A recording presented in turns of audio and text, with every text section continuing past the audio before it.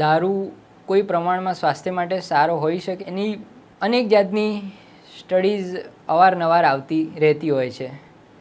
Modern medical સાયન્સમાં અધિકૃત રીતે કોઈપણ માત્રામાં કોઈપણ પ્રકારનો દારૂ શરીર માટે ફાયદાકારક છે એવું જણાયું નથી.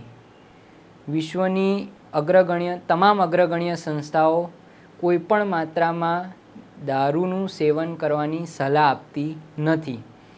કેટલીક નાની સ્ટડીઝ કે ઓબ્ઝર્વેશનલ સ્ટડીઝ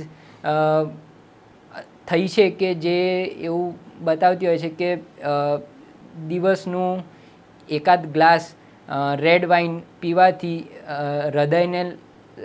હૃદયનું સ્વાસ્થ્ય લાંબા ગાળે સુધરી શકે. એમાં પણ એવો હાઇપોથિસિસ આપવામાં આવે છે કે રેડ વાઇનમાં રેસવેરાટ્રોલ નામનું એન્ટીઓક્સિડન્ટ દ્રવ્ય હોય છે જે હૃદય માટે લાંબે ગાળે ફાયદાકારક જણાય છે. પણ આ બધી સ્ટડીઝ પણ જે આવું દર્શાવે છે એ ઓબ્ઝર્વેશનલ સ્ટડીઝ છે.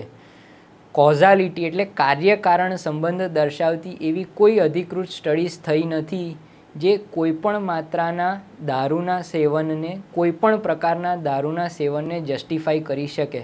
સામે પક્ષે તમામ પ્રકારના દારૂના ગેરફાયદા અનેક ગણા છે. એટલે modern medicine, evidence based medicine કોઈપણ પ્રકારના દારૂનું સેવન કરવાની સલાહ આપતું નથી.